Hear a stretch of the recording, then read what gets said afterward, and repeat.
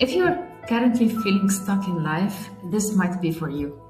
Maybe you're employed but deeply unhappy. Maybe you're unemployed and trying to build something of your own.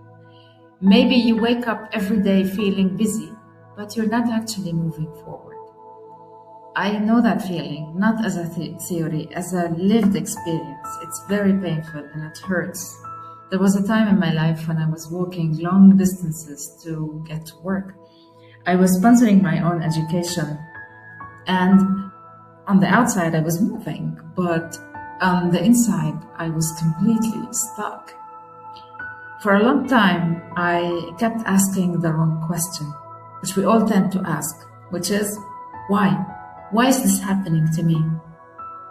But I noticed that there's a problem with why. I do not like why anymore. I discovered that why almost always comes with a blame attached to it. Either you're blaming yourself, or you're blaming circumstances, or you're blaming other people. And blaming is not helpful, and it doesn't build anything. So I stopped asking why. I wasn't interested in my problem. I was interested in the solution. So instead of asking why, I replaced them with two words: how and what. So there are some questions, hard questions I asked myself, I confronted myself with. And I will share with you some of these questions. The first one: how have I been thinking? Am I operating from scarcity? Believing that other people are luckier, more capable, they know better, more deserving? Or am I thinking from abundance? The second question is, what decisions have I been avoiding? Sometimes we're not stuck, we're just avoiding, because avoidance has a cost. Every decision you delay drains your energy. The third one is, what patterns keep repeating?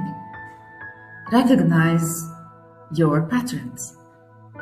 It's very important. For example, do you keep starting things and never finishing? Do you run away the moment something gets serious? Do you chicken out? Do you stay in situations that no longer serve you, but you stay because they feel familiar? And the last question is, how am I actually spending my time every single day? I did something simple by confronting. I audited my time on a notebook. As simple as that. I wanted to see, honestly, where those 24 hours were vanishing. And what I saw was a lot of what I called working was actually just busy. And there's a difference between building your future and professionally distracting yourself from it. And there's that book that changed the way I think, Think and Grow Rich by Napoleon Hill. And the idea that hit me the hardest about this book wasn't about the money. It was about desire.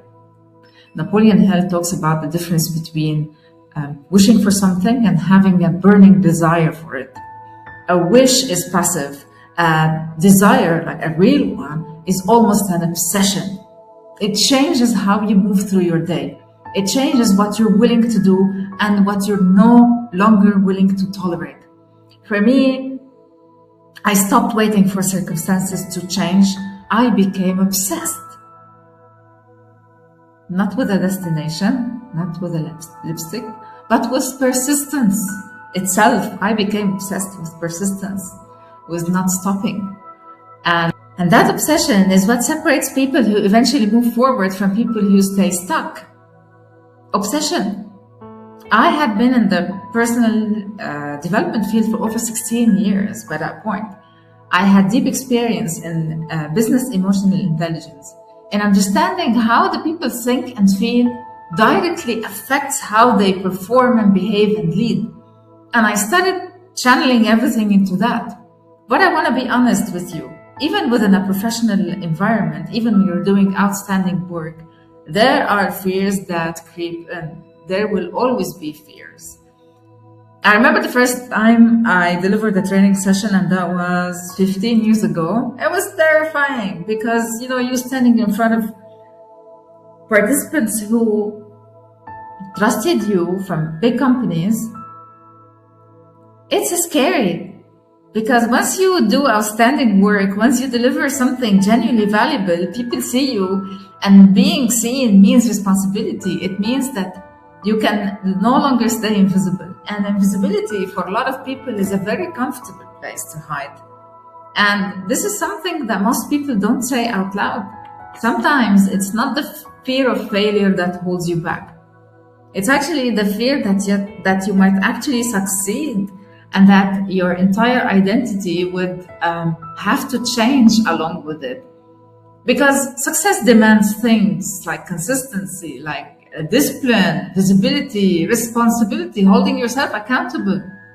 It asks you to become someone different from the person who was hiding, and that is genuinely scary. But here's what I know. When fear controls your mind, it does not stay in your mind.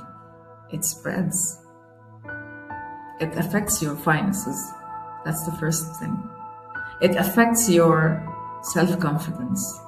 It affects your relationships and the whole direction of your life. Fear is absolutely not a neutral emotion. It's a direction. And if you let it lead, it leads you somewhere where you do not want to be. Let me be clear about something here. I'm not telling you the story from the other side where I'm fully arrived and fully resolved, because this is an assumption that life is static, but we are all work in progress. And every single day it requires facing the same fears I just described to you. The right time does not arrive. So you start with what you have: a notebook, a phone, a notes app, 1 hour every day. You start with an idea that you keep putting off. That's enough to begin. You start to figure out systems that make you resilient, mentally, emotionally, financially. Not next month, not when I'm ready, not when life finally makes sense, because it won't. You start right now, right after this video. You face your fears this way, because it won't get easy. The cost of not facing your fears is much higher than you're currently admitting to yourself. My name is Rima, and I am a certified business emotional intelligence, and I have been working for over 16 years now in the personal development and leadership consulting field.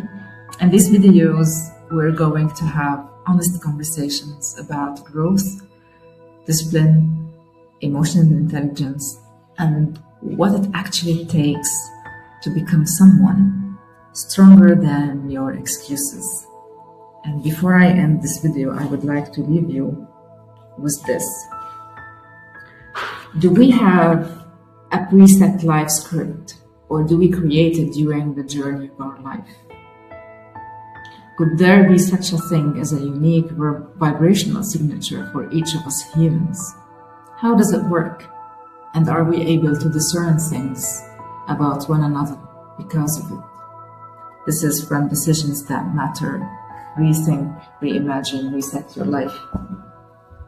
I'll see you in the next video, and do not forget to subscribe to this channel.